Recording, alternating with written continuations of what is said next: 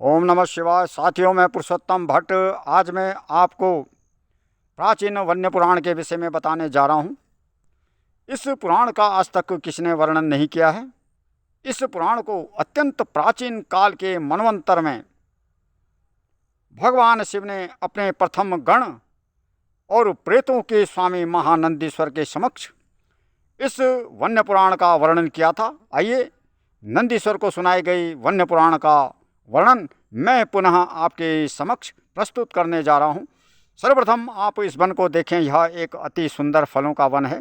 इसमें अनेक प्रकार के फलों के वृक्ष हैं, जिसमें खजूर के वृक्ष हैं, जामुन के वृक्ष हैं, आम के वृक्ष हैं, बरगद के वृक्ष हैं, पीपल के वृक्ष हैं, साल के वृक्ष हैं और नाना प्रकार के वन्य वनस्पतियों से यह वन आच्छादित है। जब गर्मियों के मौसम में इस वन में प्रचुर मात्रा में फलों की उत्पत्ति होती है, तब समस्त दिशाओं से जीव जंतु आकर इस वन में एकत्रित हो जाते हैं और इस वन के फलों को खाते हुए वह अपना जीवन निर्वाह करते हैं।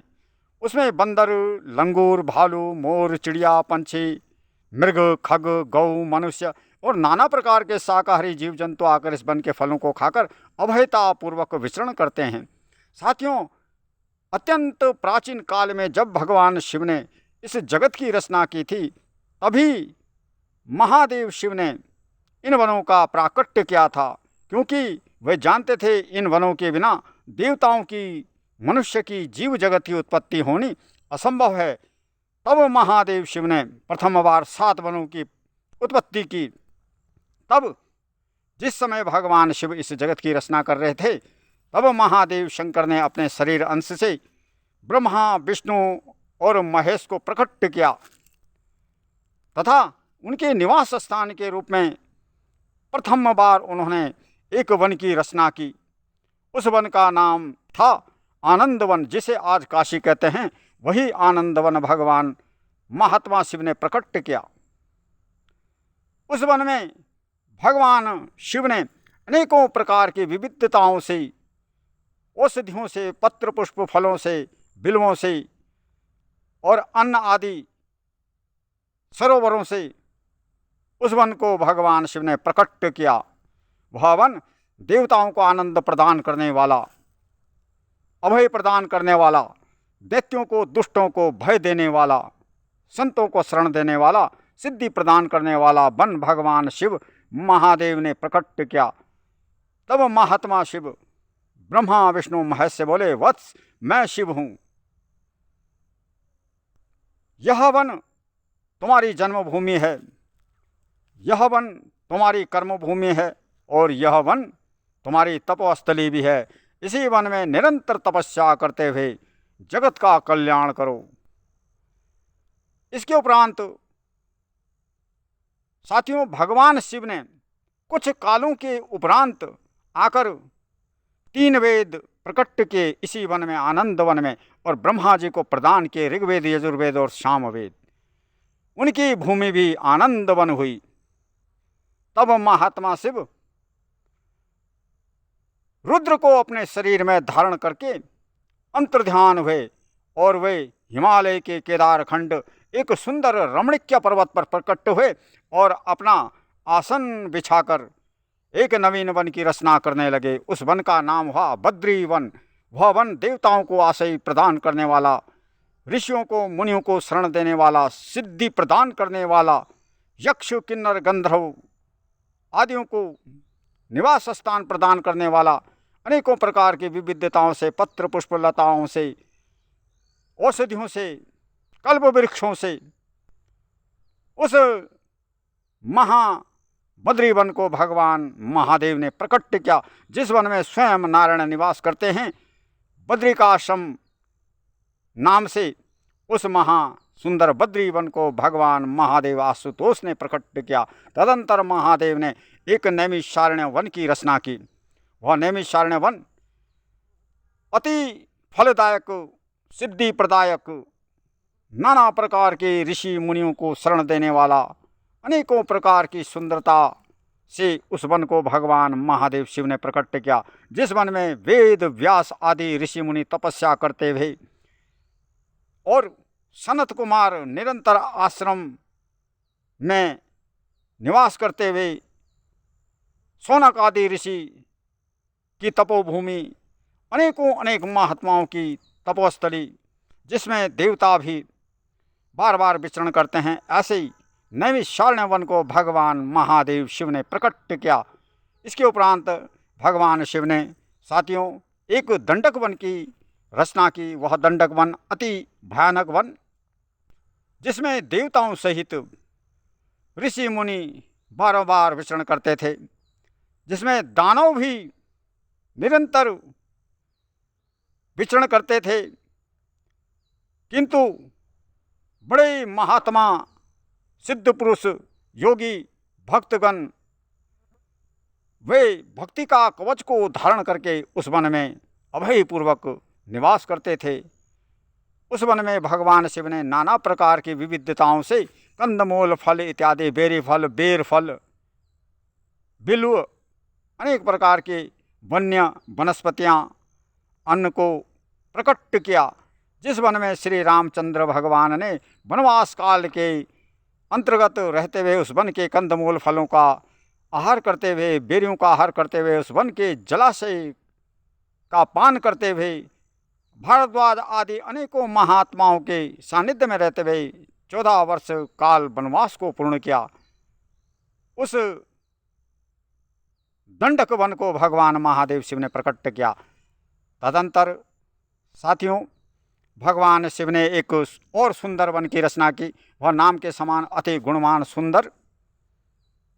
उस वन में भगवान शिव ने नाना प्रकार के अपनी योग माया से पत्र, पुष्प, फल, सरोवर, अन्न, बिल्व और विविधताओं से उस वन को प्रकट किया। वह वन संतों को, साधुओं को शरण देने वाला, अनेकों प्रकार जीव जंतुओं का कल्याण करने वाला सुंदर वन नाम से प्रसिद्ध हुआ।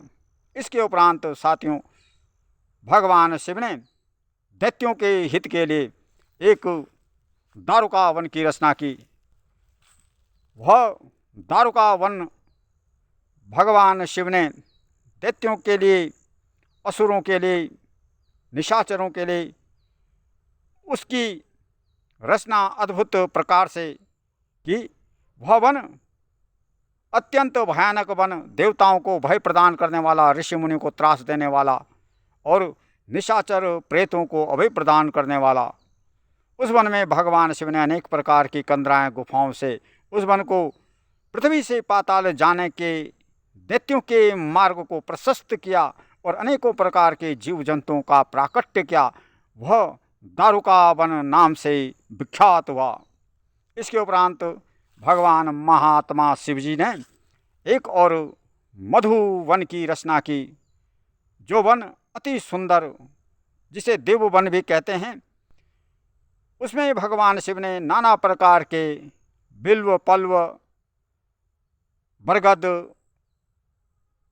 कल्प वृक्ष, अनेकों प्रकार के अमृत तुल्य फल प्रदान करने वाले वृक्षों को प्रकट किया, जिन वृक्षों के फल खा के सिद्ध मुनि, योगी, ऋषि वृद्धावस्था से सदा दूर रहते थे और आरोग्य चिरंजीवी को ग्रहण करते थे। तथा जिस वन में भगवान श्री कृष्ण ने अनेकों प्रकार की लीलाओं की रचना की, उस मधुवन को भगवान शिव ने प्रकट किया।